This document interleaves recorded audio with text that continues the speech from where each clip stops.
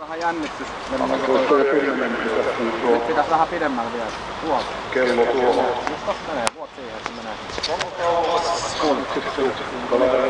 Ei hiukan jälkeen. Oikea ajan. Joo.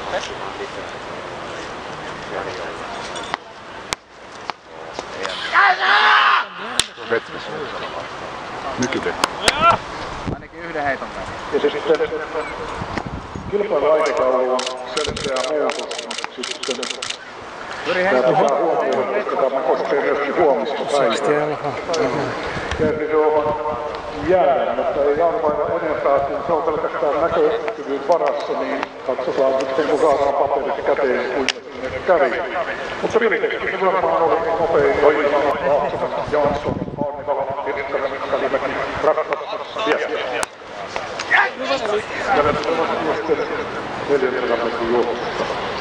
Voittaja Suomen mestari on Ville Arnivala, Tampereen 48.